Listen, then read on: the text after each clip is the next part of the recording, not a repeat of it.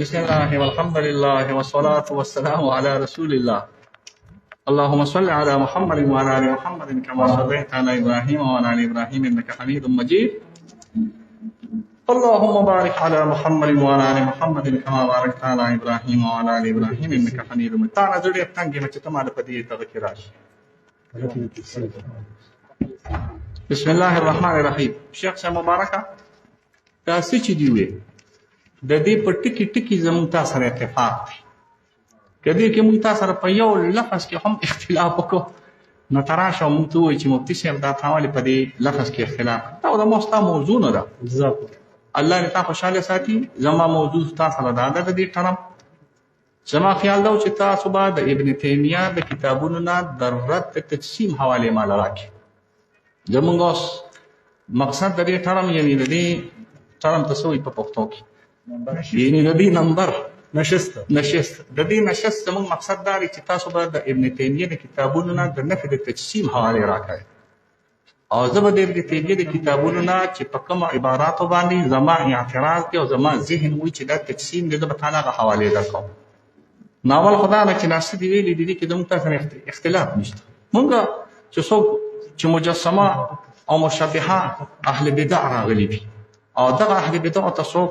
اهل حدیثي او تقسیم پکې نه وي او مجسمه وته وي خدای دې ځان لږه چې تقسیم پکې نه وي او مجسمه وته وي خدای دې ځان لږه او چې تقسیم پکې وي او مجسمه وته وي نو بیا دې را سره باندې دا نه دویمه خبره. بل دا چې کوم تاسو دا خبره وکړه چې تاسو حواله ورکړه د شرح اکبر او بیا دې وروسته ته وي چې ابن تیمیه ته ویلي دي چې دا مجسم لري جی دا تاسو عبارت خدا امام ابو حنیفه شرح اکبر او دا روس ترجمه او دا روس توضیح چې کوم وکړه کله غپ لګو دا سواته وا پی دا تشریح سواته وا او خیر دی د ماشینای دا کوم عبارت چې ما قبولوي دا سره د راسو بلو خو د ابن تیمیه نو په شرح اکبر کې راځي چې خو کدا نو بس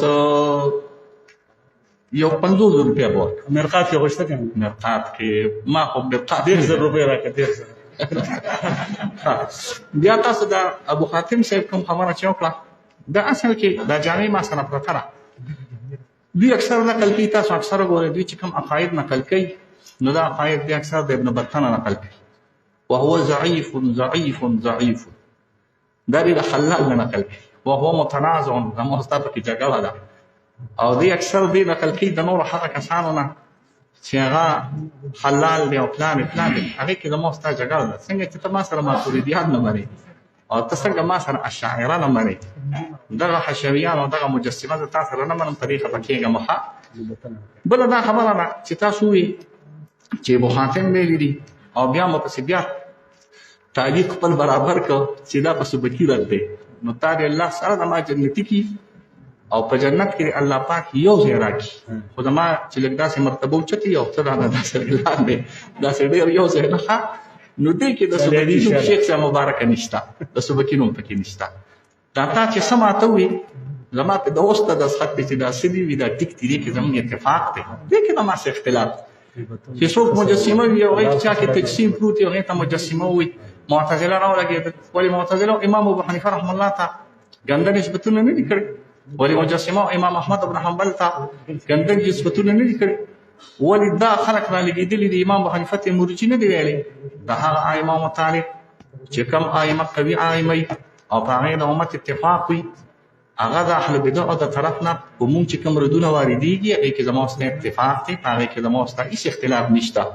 دا څه چې دی وي الله دې پیغمبر ستانه د عمل نصیب کی خدا زما موضوع نه و د بوس راشه خپل موضوع ته زما په موضوع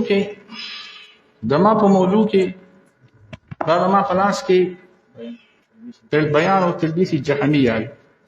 او جلب خیر وایمه او شیخ صاحب دا خو به تر دې اشیاء امام په معنا د دې سره چې وایي چې ګورې دې کله جهنیه وي نو مراد نه مونږ غریبانه دي ګورې خاص سبکی په دې باندې تشریح کړی حقیقت نه کنه بیا دا صح بیا حقیقت نه کنه نو دا د راځي چې په کوم کتاب کې رد د راځي په کوم کتاب کړی په اول فصول کې دی لګیا چې ضرورت هم پر راځي باندې نو دې سبکي ویلي دي تشریح کړې ده سبکي تصریح کړې ده سبکي تصریح کړې ده چې کله دی وي خاص کر په تلبیس الجهمیه کې چې جهمیه نه مراد نه اشاعره ماتریدیان دي نو دا یو طرف ته په کتاب مې په لاس کې راغلی دی او جلد نمبر 1 کې او صفحه نمبر 400 ګوره دا مونږ دا خپه په څه باندې زه ولک توتیو تمهید خپل خبره وای جناب علي مونږ خپه په دې باندې راغلي چې دا خو تاسو معنی کنه چې تجسیم خشي نه دی او دام تاسو معنی چې مجسمه خلق نه دی راغلي لکه دا اتفاقی اشیاء دام تاسو معنی چې حضرت صاحب چې تجسیم خشي نه دی دام تاسو معنی چې مجسمه خلق نه دی نو چې تجسیم او مجسمه خلق نه دي نو ته چې تنزیه د الله کې نو لفظ د لیس بجسم او د لا جسم مخامخ ته د تنزیه لپاره استعماله چې طرف کې په مجسمه باندې نو دا څه تاسو کوم عبارت راغلي چې ته په مجسمه رد کې نو دا څه عبارت دی چې تر هغه نه په استعمال کې چې په مجسمه رد کې خدا څه به چې الله لیس بجسم به وایي چې ته په مجسمه باندې رد کې نو په شریعت کې په لغت کې په عرف کې داسې څه لفظ راغلی دی چې زه په مجسمه او په تجسیم باندې نه رد کوم او زه هغې لپاره هغه استعمال کړم هغه لفظ به راغلی لیس بجسم یا لا جسم یا هر څه چې راغلي خو نفي د جسمیت نفي د جسمیت د ما نقطې ته سوچ کوئ نفي د جسمیت د الله تعالی نه کول نفي د جسمیت د الله تعالی نه کول چې الله جسم نه دی دا به ته نفي کوې او چې ته نفي کوې نو حضرت شیخ صاحب فرمایي دا عبارت دی او دا د تاسو ته تقریبا د 4-5 کتابونو نه نقل کوم صحیح عبارت دا راغلی دی بسم الله الرحمن الرحیم اقول به وما كون الباري جسما وتسيو چې دا مونږ تلبیس سره راوړل عبارت دا تاسو دا طبعا او دا یو دا ډېر ښه کار دا بهترین کار ایک جلد 400 صفحه دا ښه کار دا ډېر ښکلی کار جلد 400 خیر دام ویما دام ښه کار کوي چې دا یو طبعا بسم الله الرحمن الرحيم أقول به وأما كون الباري جسما أو ليس بجسم حتى يقال والأجسام كلها محدثة فمن المعلوم أن الكتاب والسنة والإجماع لم تنطق لم تنطق بأن الأجسام كلها محدثة وأن الله ليس بجسم ولا قال ذلك إمام من أئمة المسلمين فليس في تركي لهذا القول خروج عن الفطرة ولا عن الشريعة بخلاف قولي بأن الله تعالى ليس فوق العالم وأنه موجود لا داخل العالم ولا خارجه کله چې دې عبارت وي چې کون الباري جسم ندي جسم دی یا جسم ندي نو چې زه دا وایم چې الله تعالی جسم نه دی نو دا ما ته ښه نه ښکاري په اعتبار سره د دې چې الله جسم دی دا ما ته ښه ښکاري یو عبارت دا ځان سره نوټ کړئ عمده عبارت ته بل ډېر وباسم نو چې د دې سره یې ولګوې نو سم دی کړئ دې باندې لږ کشو کې بیا پکې خبرې وکړو ټیک شو لږ سات دویم نمبر دا لږ دویم نمبر عبارت 99 نمبر صفحه او 7 نمبر جلد راواله جلد نمبر 7 په تلبیس الجهمیه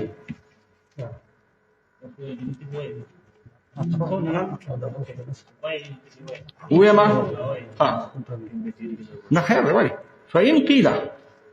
المراد أنه ليس بجوهر ولا جسم قيل هذا أمر عدمي والأمور العدمية لا في العقل ولا في الحس فظهر أن هذا فاسد دا هم فاسد دي چې زه ورته وایم چې جسم دی خو دا هم فاسد دي چې زه ورته وایم چې لیس بجسم راغلی دی دا د دویمه خبره راغله لاړ شئ جلد نمبر 8 127 نمبر صفحه جلد نمبر 8 127 نمبر صفحه روتا اوريga شيخ ستكير آرام سا خبارا 127 نه نه نه نه بخت میگی تاسو دغه نه بسم الله الرحمن الرحيم. وايم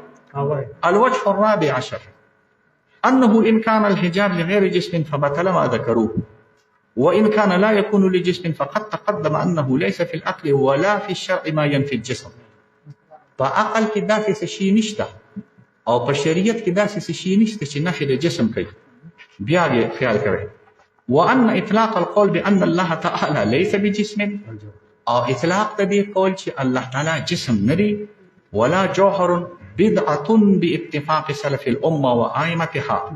بل ذلك أعظم ابتداء من القول بأنه جسم. چې څوک وایي چې الله جسم دی او څوک وایي چې الله جسم نه دی، نو دا الله جسم دی دا ډېر غټ بدعت دی دی نه چې څوک ورته وایي چې جسم دی. عبارت نه خیال کوئ. اس یو دغه پاتې بس خیر دې مړه یو حواله پاتې ده او خیر مړه زموږ اشنایي دوستي و تاسو ولې ګوره زه ستاسو څونه خیال ساتم. حواله که ته ډېر روانه یې ورې ته ګورې زه مشر یم زما به خیال ساتي. 57 نمبر دا چونکې دا موضوع یو ده نو بیا 57 نمبر صفحه 57 نمبر صفحه درء تعارض العقل والنقل. دا کتاب که تاسو سره نه زه به درته خیر شته او شته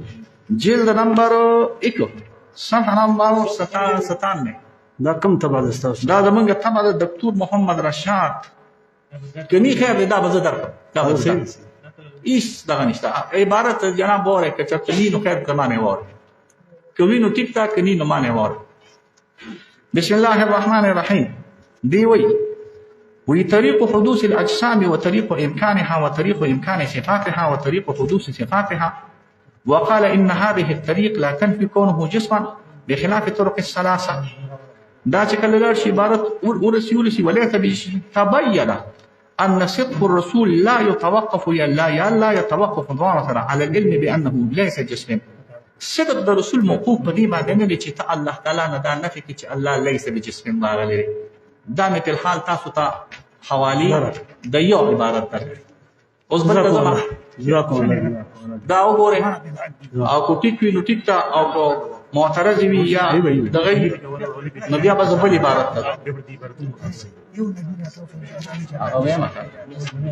نه ولې خو دې غواړي بیا ورکړي ما ته نه کتابونه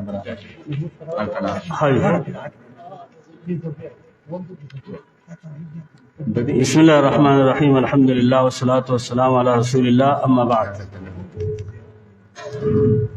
مفتی صاحب وایي چې د شیخ الاسلام په دې عباراتو زمونږ دا شبه ده چې د الله ته جسم ثابت دی. حال دا دی چې د شیخ الاسلام په دې درې دا عبارتونه چې شیخ مفتی صاحب پیش کړه د تلبیس نه او د درو تعارض العقل نه، والله که په یو ټکي کې اثبات د جسم. اصل کې د شیخ الاسلام ابن تیمیه رحمه الله خپل موقف دی. موقف دا غدا دی چې الفاظ دو قسم دي،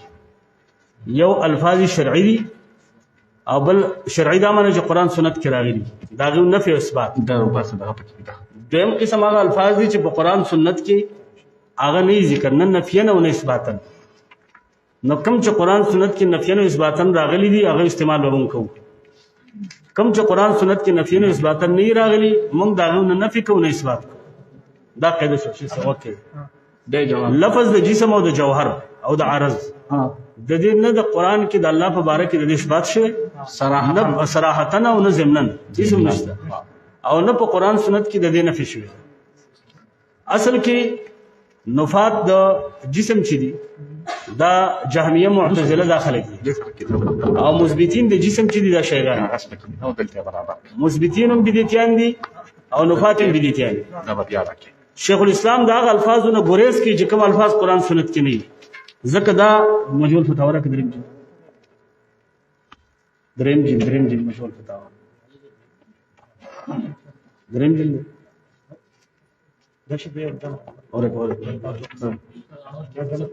شیخ الاسلام فرمایي دا مجموع فتاوا د زما سره دریم جلد او صفحه د 165 تقریبا برابر. په دې کې شیخ الاسلام فرمایي وای ما خپل عقیده د کتاب سنت نه غوښتل، ما خپل عقیده د کتاب سنت نه غوښتل. دې فرمایي وای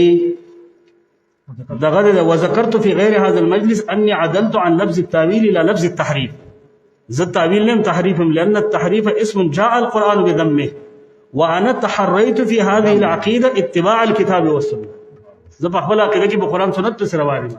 زنه د جوهر الفاظ وایم چې الله جوهر دی او کنه نه زه دا وایم چې الله جسم دی او کنه. زما د الفاظ سره کار نشته. قران سنت کې چې ثابت یا به ثابتوم سچ نفي هغه به نفي کوم. فنفيت ما ذمه الله من التحريف ولم اذكر فيها لفظ التاويل بنفي ولا اثبات لانه لفظ له عده معاني.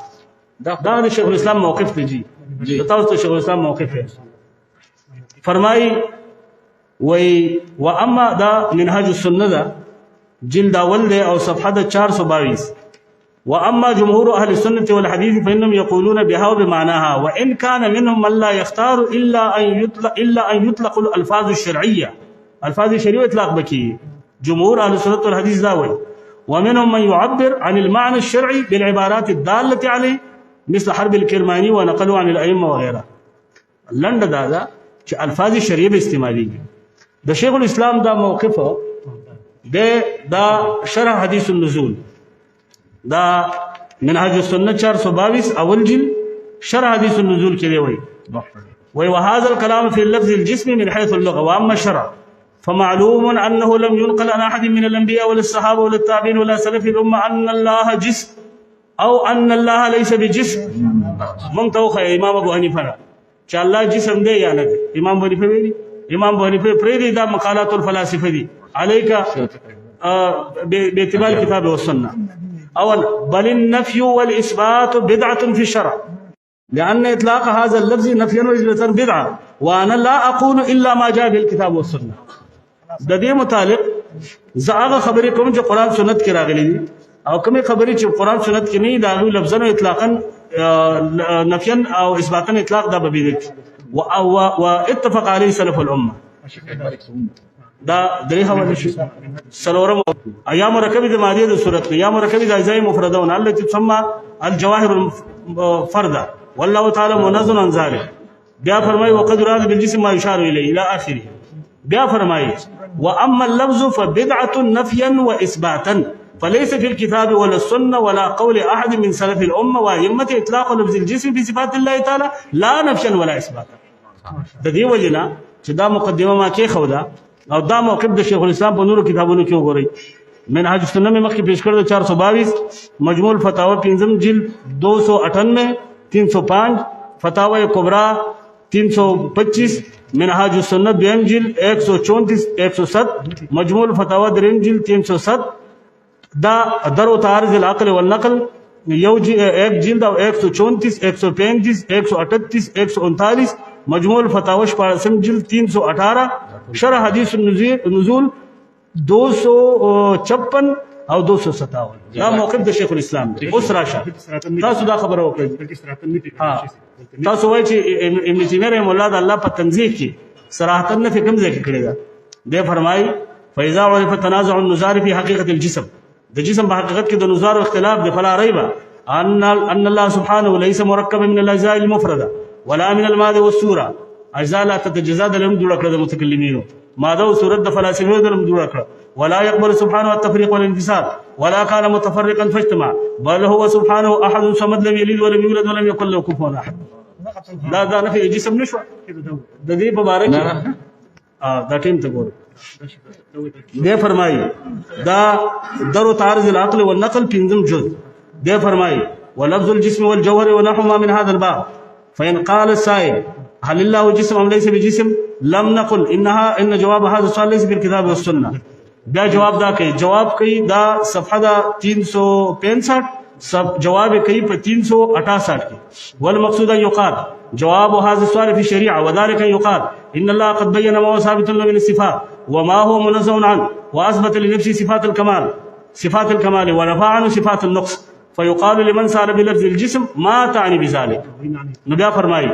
په صفحه يوصل 369 وإن عنيت بلفظ الجسم الموصوف بصفات القائم بنفسه المبين لغيره الذي يمكن أن يشار إليه وترفع إليه الأيدي فلا ريب أن القرآن قد أخبر أن الله له العلم والقوة والرحمة والوجه واليدان. دا راځي چې وي جسم نه لري هغه د صفات نفي کوي او دا الله ثابت کړی. بیا فرمایي فإن قال القائل الأجسام متماثلة فإذا قلنا هو جسم لازم أن يكون مثلا لغيره بخلاف ما إذا قيل حي وعليم وعليم وقدير وقدير فإن هذا اتفاق في الصفات لا يقتضي التماثل في الذات فمن قال هو جسم لا كالأجسام كان مشبها څوک په الله د جسم اطلاق کوي دا مشبه دی بخلاف من قال حي لا كالأحياء ځکه چې هغه لفظ قرآني دی نو د دې تمهید نه بعد دا در وتعارض العقل والنقل 371 واذا كان كذلك فالمتنازعون في مسمى الجسم متنازعون في امر ليس من الدين لا جزاء په جسم کې ختی او مفتی صاحب دا دین خبره نه ده لا من احکام ولا دلائل وهكذا نظام في مسمى العرض في مسمى العرض وامثال ذلك دا اوس تاسو دا وای ګوره تاسو وای چې د الله په تنزیه کې نفي د جسم دا قدر وتعارض العقل والنقل اول دي دا جما سره اول جلد د درو تعارض العقل والنقل او دا صفحه دا 134 دے فرمائی وہی دغه ولما ناظر ابو عيسى محمد بن عيسى البرغوث دا امام احمد سے مناظره وكان من احزقهم بالكلام الزمه التجسيم امام احمد تیویل الله لا تجسم ثابته وانه اذا اثبت لله كلام غير مخلوق وانه اذا اثبت لله كلام غير مخلوق لازم يكون جسما فاجابه الامام احمد بان هذا اللفظ لا يدرى مقصود المتكلم به تجي جسم نشته مقصود ستاسره وليس له اصل في الكتاب والسنه ده امام احمد قول والاجماع فليس لاحد ان يلزم الناس ان ينطقوا به ولا بمدلوله واخبروا اني اقول هو احد صمد لم يلد ولم يولد ولم يكن له كفوا احد امام ابن تيميه رحمه الله د سوره اخلاص د ذکر کولو په ضمن کې د الله نه جسم نفي چې نه اثبات شته او نه نفي شته دا دواړه بدعت دي ځکه چې مثبتين چې هغه روافض دي او نفات چې دي هغه جهميه معتزله دي او دارنګ مبتدعين دي نه نفي شته او نه اثبات شته شیخ صاحب چې کله ویم جزاک الله نو د دې مراد بدی چې بس وخت برابر